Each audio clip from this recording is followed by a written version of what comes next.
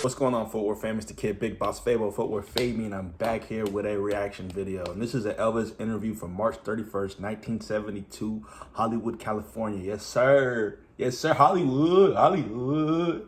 Be sure to like, comment, subscribe, hit the notification bell. Follow me on Instagram and Twitter at Footwear Fabian. We're on the road to 10K.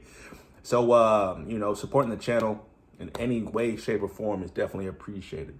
So with that being said, man, we've done a lot of Elvis content. I wanted to keep continuing. I had some videos I had to upload. I did, an interview in Houston, Vegas and Hawaii interview.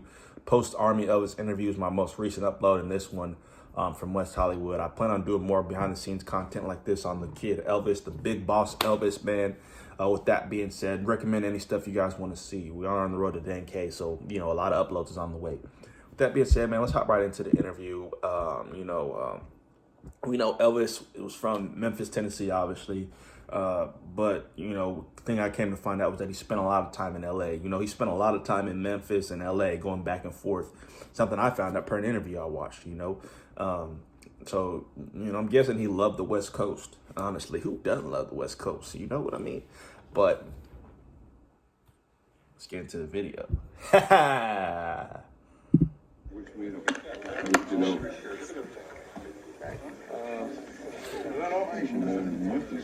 Well, he came to Memphis to sing with a group called the Blackwood Brothers. It was the first time that I'd ever seen him.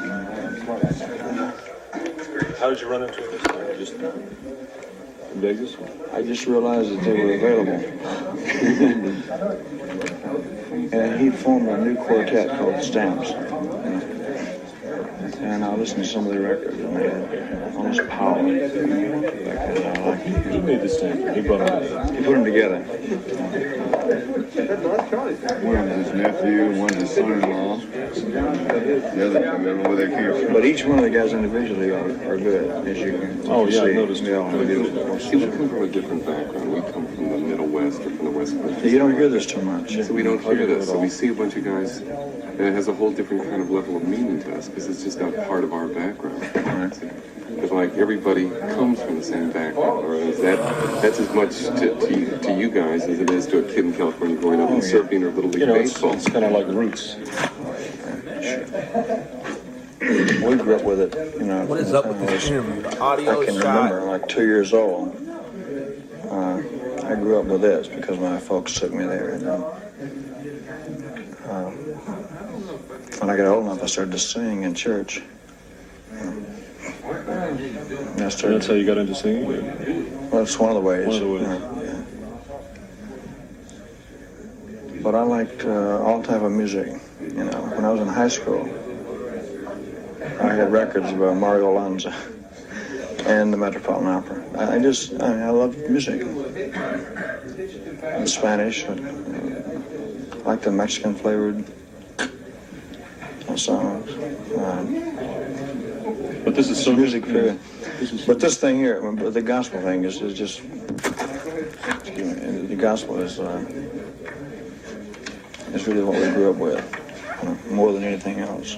You can choose the music too, because there's a kind of, if you've seen Baptist choirs, there's a kind of intensity about it. And it's the same kind of intensity, electricity that you have on stage. And there seems to be that almost every song. It's a kind of a soul. Like it comes way deep inside. Yeah. Elvis Ben had soul.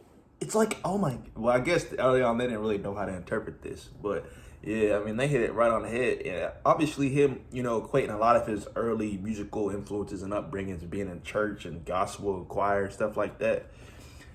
Half of the musicians or stars out there could, attribute a lot of their introduction through the church. Countless artists, rappers came in through the church. You know what I mean?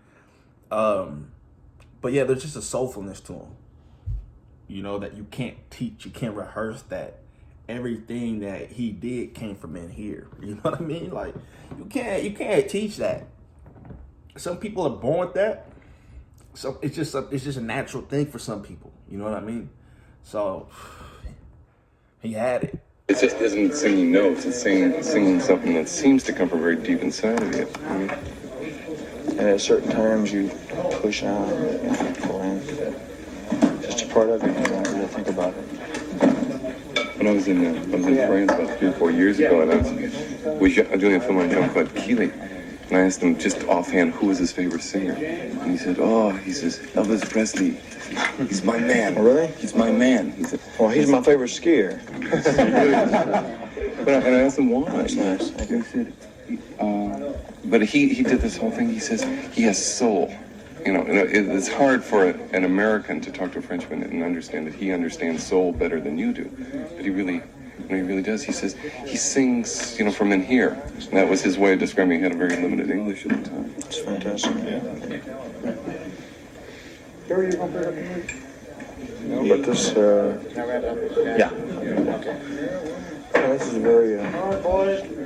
this is very basic. When we get through our work, what we have to do, we usually wind up doing this. And you're doing it because you want to go. We do it because Elvis pretty much filmed everything, bro. So this is interviewed after his rehearsals at RCA Studio A in Hollywood. Originally filmed for the 1972 film Elvis on Tour, but barely anything was used in the final cut, which is a shame as it's one of his more intimate interviews that he's ever given. So Elvis on tour, like the thing about, I feel like he's ahead of his time because we mentioned this before, so bear with me. The fact that he recorded everything, bro, like literally Elvis on tour. What? He recorded a tour. It's like the dude just filmed everything. And that's kind of the age we're in where everything's so like visual. You have like artists doing vlogs, video blogs, especially with the quarantine time, sit with me, like, you know what I mean? Like, in-house stuff, people document touring, such a visual era. And I feel like with him in the film aspect and the music aspect, he combined the two, and that's why I really like love, respect, and relate to Elvis. And it's something I never thought about it, like, because I've studied film and music. Originally came in studying music business, and then, it transitioned into film production, TV production. Essentially, I wanted to combine the two worlds. Like, my first passion and first foremost love is music. Film and, visuals, visual creativity is a close second right there. But meshing both worlds, essentially, is the music video. You know what I mean? It's like the film aspect to your song, the visual aspect to your song, and you can make it as cinematic or as theatrical as you want. We've seen it done. Michael Jackson's Thriller. That is a short film. You know what I mean? So my whole ideology and my whole passion in essence has always been to cross both worlds, but to do it in a different way, to do it in a extra notch, extra level. Because Thriller broke grounds. You know what I mean? But like Thriller on steroids, that's pretty much my whole ideology. And now it kind of clicks that Elvis was the epitome of that. Dude who had been in film, did music, he dipped and dabbed. He spent a lot of time recording his musical process, his creative process, etc., behind the scenes stuff like that, man. we want to do it. In Las Vegas, after he's done 2 shows, everybody's tired. They're up in the suite singing all until like 6, Yeah, 7 o'clock. we'll do 2 shows a lot of times, and we'll go upstairs and sing until daylight. Gospel songs. How do you do it? How do you... Not too often. When you're working every night there. I mean, what does it do for you? I mean, to get into this, is it like I think it more or less puts your mind at ease. It does mine. Because you've been really concentrating and everybody's been working out. So these things we know. It's like old friends. Right. And it puts your mind at ease. It takes you down. It takes you down to a level. Otherwise, you'd go out of here just, you couldn't sleep for, there's nothing wrong with it. But if you ended on a real fast up-tempo song or something, we leave the studio and nobody can sleep for hours. You're right, though. When you leave the stage like a place like Vegas, you're really up. You're really, Sure. really flying. It takes at least 4 or 5 hours to even begin to unwind. And we usually wind up doing this type of stuff. That's crazy. Where have you found the That's guys Vegas that you for know ya. about JD, but like the other guys who are in the chorus? It seems like you've known them forever, just watching you around the piano and singing, like you're like real super old friends from a long, long time. Well, like I said, I knew JD from back when I was 15. When he first came to Memphis to sing with a group called the Blackwood Brothers. And I was a big gospel music fan, so they would sing all night. And I would stay there all night, you know. And he had formed this new group himself a couple years ago. And I just heard their records and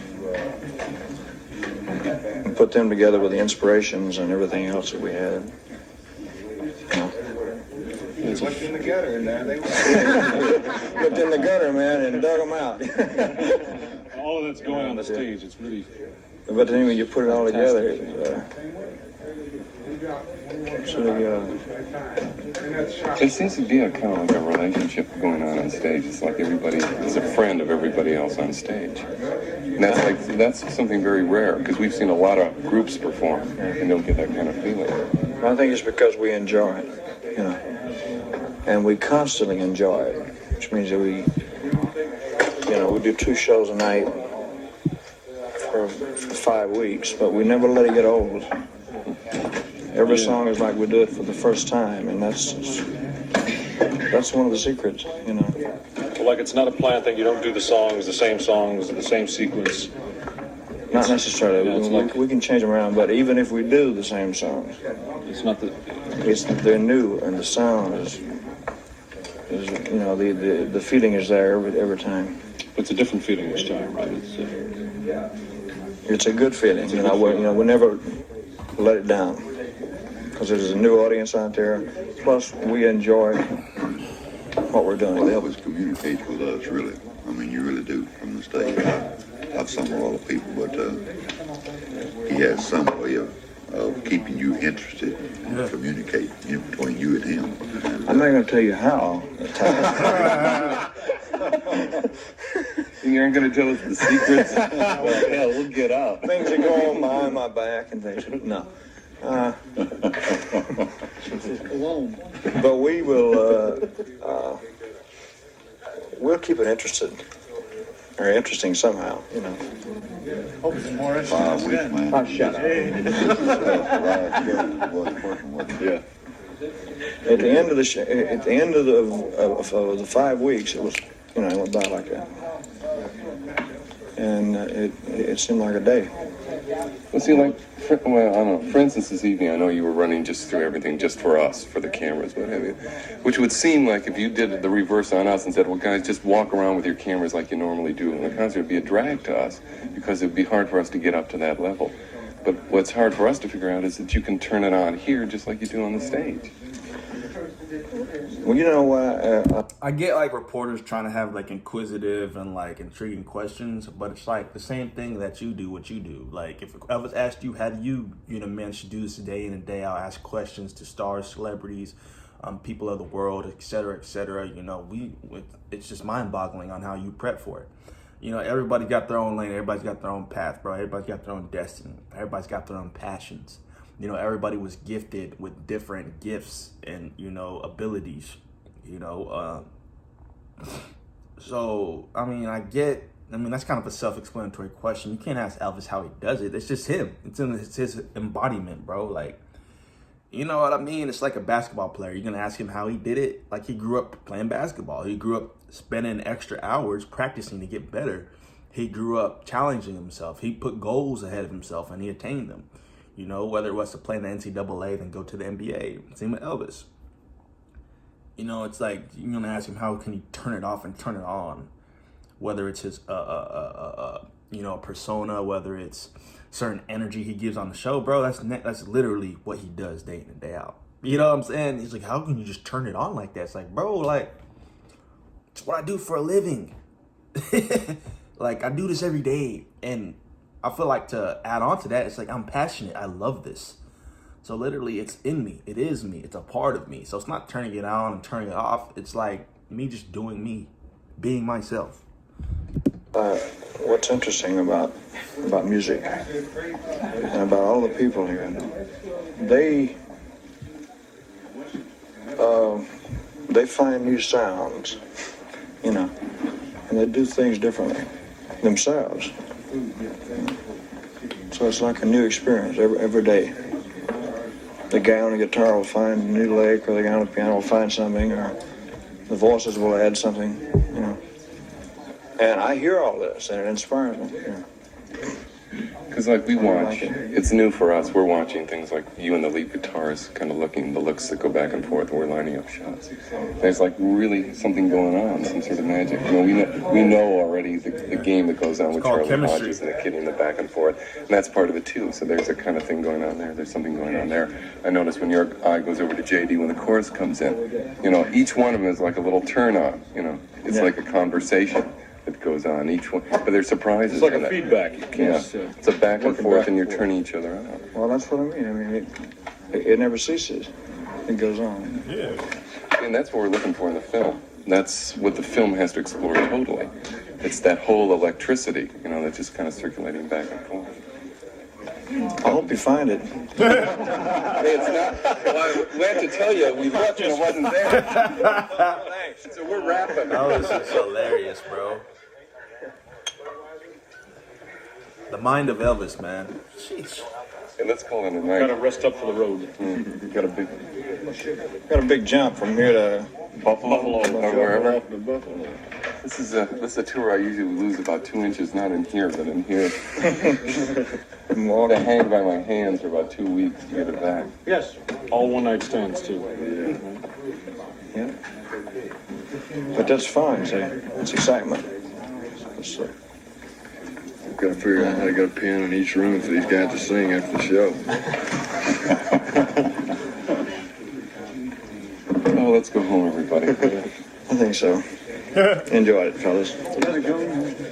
This is the only beginning of I think a really enjoyable experience. Okay. We'll do our best. I know you will. We'll try and do ours. Now you're supposed to say, "I know you will." See, then we're all cool. No, we're even. That's Elvis. March 31st, 1972 in Hollywood, California, man. Just love watching him. Love seeing him in his element. Yeah, man. Recommend any other additional Elvis stuff. I'm going to look into the vault, see what I can find, what I can dig up in terms of content to add to the channel. But like, comment, subscribe, hit the notification bell. Follow me on Instagram and Twitter at Footworth Fabian, man. We're on the road to 10K, so please subscribe to the channel. Please follow me on Instagram and Twitter. I think I already said that. But with that being said, I'll catch you guys next time. Peace.